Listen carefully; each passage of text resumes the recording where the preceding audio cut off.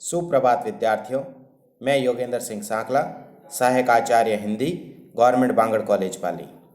विद्यार्थियों, हम मध्यकालीन कविता पाठ का जो दूसरा अध्याय है मलिक मोहम्मद जायसी द्वारा रचित पद्मावत महाकाव्य के नागमती वियोग खंड के पदों का व्याख्यात्मक अध्ययन कर रहे थे, जिसमें हमने लगभग 10 पदों का हमने व्याख्यात्मक अध्ययन किया।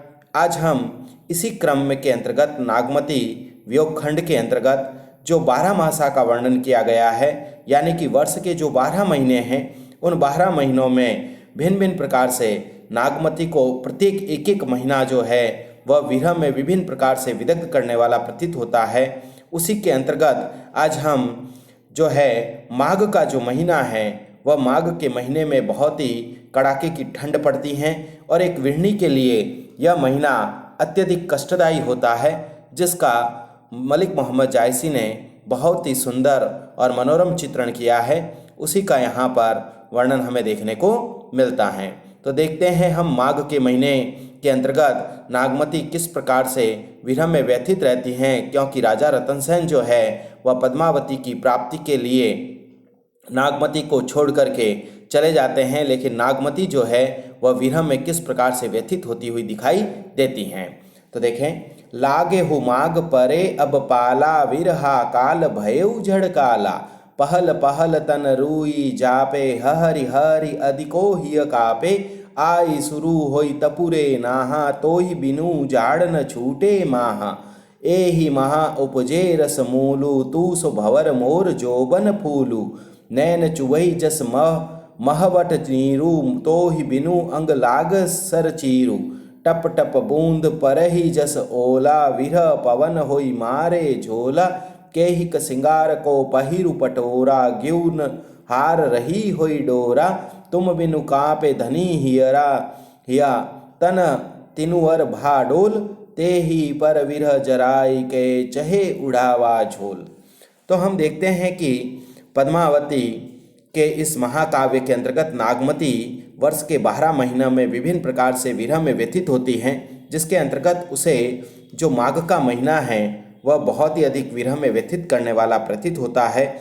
इसी माघ के महीने का वह वर्णन करती हुई क्या कहती हैं नागमती, मलिक मोहम्मद जायसी कहते हैं, नागमती कहने लगी, लागे हु माघ, क्या अब तो माघ का महीना भी लग गया है। परे अब पाला, आप सभी को पता है कि माघ का महीना जब आ जाता है तो पाला गिरने लग जाता है। तो कहा है परे अब पाला, क्या पाला गिरने लग गया है। विरह काल भयउ जड़ काला, कि विरह जो है वह काल के समान यानी मृत्यु के समान वह आ गया है। भयउ जड़ काला, और वह एक जड़ के समान यानी कि कठोर काल के समान वह सता रहा है।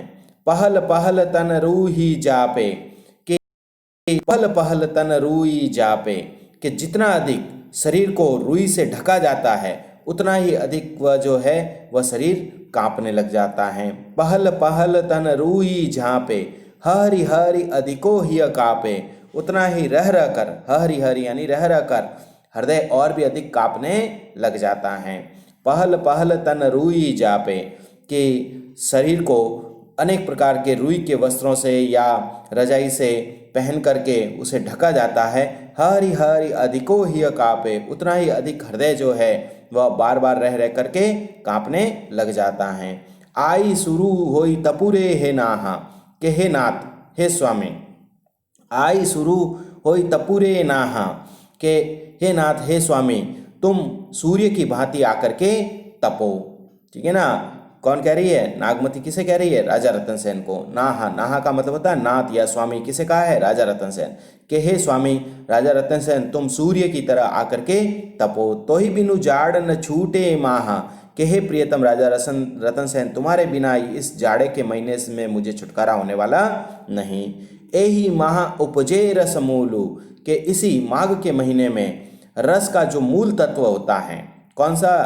काम वासना रूपी जो मूल तत्व है वह उत्पन्न हो जाता। एही माहा उपजे, उपजे यानी उत्पन्न होता है। रस मूलु, रस का मूल तत्व यानी प्रेम का जो मूल तत्व है काम भावना, वह उत्पन्न होने लग जाती हैं। तू सो भोर मोर जोबन फूलू, के हे प्रियतम तू तो भंवरे के समान है, और मोर जोबन फूलू, और मेरा जो यौवन है वह तो फूल के समान है। तो जिस प्रकार भंवरा जो है वह फूल के मधुर रस का पान करता है, वैसे ही तू भी है प्रियतम भंवरे की भांति मेरे यौवन रूपी फूल के रस का पान करने आ जा। नैन चुवई जस महवट नीरू, कि मेरे नेत्रों से निरंतर क्या है, अश्रु, नैन चुवई, मेरे नेत्रों से निरंतर अश्रुधारा बहती रहती हैं। जस माहवट नीरू, ऐसा प्रतीत हो रहा है कि मेरे नेत्रों से जो अश्रुधारा बहती है वह ऐसी प्रतीत होती है जैसे माहवट के अंतर्गत जल की वर्षा होती है, वैसे कि वैसे मेरे नेत्रों से अश्रुधारा बहती है। तोई बिनु अंग लाग सर चीरू, कि हे प्रियतम तुम्हारे बिना अंग लाग सर चीरू, कि मेरे जो शरीर है वह तो शरीर पर जो वस्त्र हैं पहने हुए हैं वो तो सरकंडे के समान जलाने वाले प्रतीत हो रहे हैं। तो ही बिनु अंग लाग सर चीरू, कि हे प्रियतम तुम्हारे बिना मेरे शरीर पर जितने भी जो वस्त्र हैं वह सरकंडे के समान जलाने वाले प्रतीत होते हैं। टप टप बूंद पर ही जस ओला, कि मेरे नेत्रों से जो अश्रुधारा है वह इस प्रकार गिरती हुई प्रतीत होती है जैसे मानो इस माघ के महीने में ओलों की वर्षा हो रही हो। विरह पवन होई मारे जोला, और विरह रूपी जो हवा है, पवन है, वह मुझे और भी अधिक झकोरा देती रहती हैं।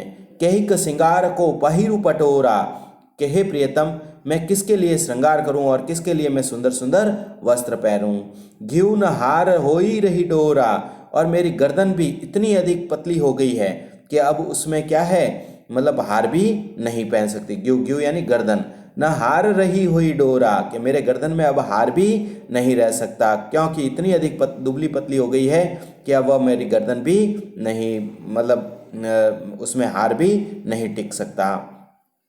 तुम बिनु कापे धनी हियरा, कि हे प्रियतम तुम्हारे बिना, तुम बिनु कापे धनी हियरा, कि हे प्रियतम तुम्हारे बिना जो है वह मेरा हृदय कांपने लग जाता है। तन तिनुवर भाडोल, और मेरा जो शरीर है वह तिनके के समान इधर उधर हिलता डुलता रहता है।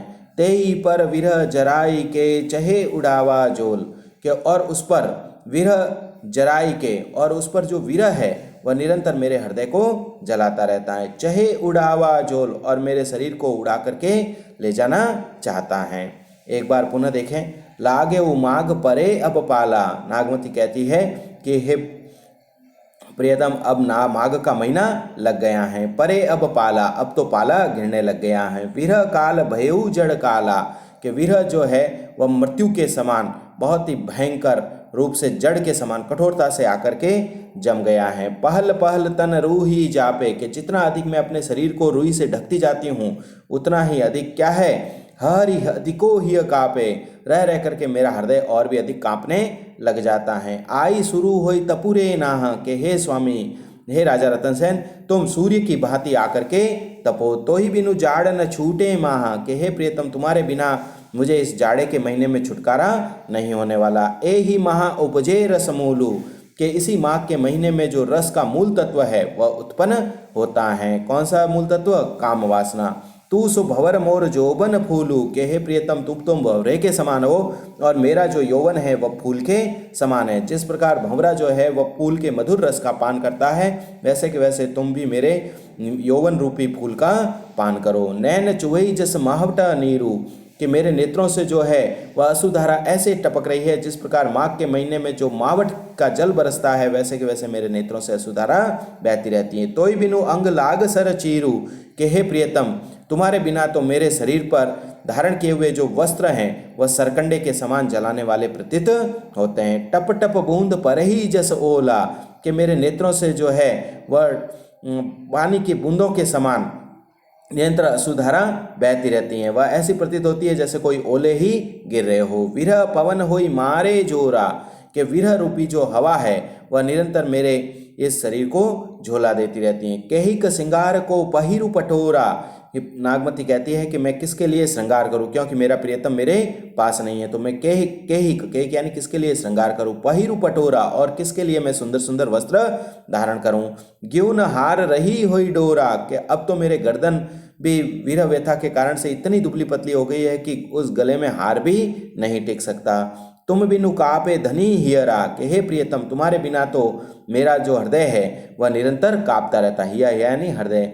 तन तिनु भर भा डोल, और मेरा जो शरीर है वह तो तिनके के समान हो गया है, जो हवा के झोंके के साथ इधर उधर हिलता डुलता रहता है। ते ही पर विरह जराई के, और उस पर जो विरह भावना है वह निरंतर मुझे जलाती रहती है। चहे उड़ावा झोल, और यह जो विरह भावना है वह मुझे हवा के झोंके के साथ उड़ा करके ले जाना चाहती हैं। तो नागमती के इस वियोग खंड के अंतर्गत जो माघ का महीना है वह नागमती को अत्यधिक विरह में विदग्ध करने वाला प्रतीत होता है।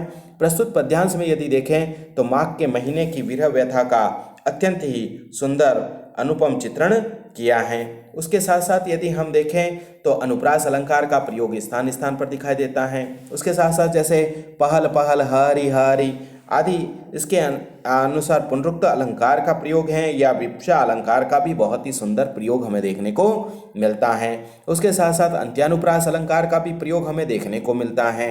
वो वियोग श्रृंगार रस की मूलभूत रूप से प्रधानता है, माधुर्य गुण की प्रधानता है, और उसके साथ साथ यदि हम देखें तो अतिशयोक्ति अलंकार का भी प्रयोग होता हुआ हमें दिखाई देता है। जैसे ग्यू न हार रही हुई डोरा, यहाँ पर जो है वह अतिशयोक्ति अलंकार का भी प्रयोग होता हुआ हमें देखने को मिलता है। मसनवी शैली का प्रयोग होता हुआ दिखाई पड़ता है प्रत्येक पदों के अंतर्गत। उसके साथ साथ हम यदि भाषा की बात करें तो यहाँ पर अवधी भाषा का बहुत ही सुंदर चित्रण किया गया है। और यदि छंदों की बात की जाए तो दोहा और चौपाई छंद के अंतर्गत समूचा काव्य रचित हैं, और वियोग श्रृंगार रस की महत्वपूर्ण प्रधानता हमें दिखाने को मिलती हैं। तो विद्यार्थियों, आज हमने नागमती वियोग खंड के अंतर्गत इस दोहे का व्याख्यात्मक अध्ययन किया। अगले वीडियो के अंतर्गत हम इसी क्रम को आगे बढ़ाते हुए अगले नागमती वियोग खंड के विरह व्यथा का वर्णन पढ़ेंगे। धन्यवाद विद्यार्थियों।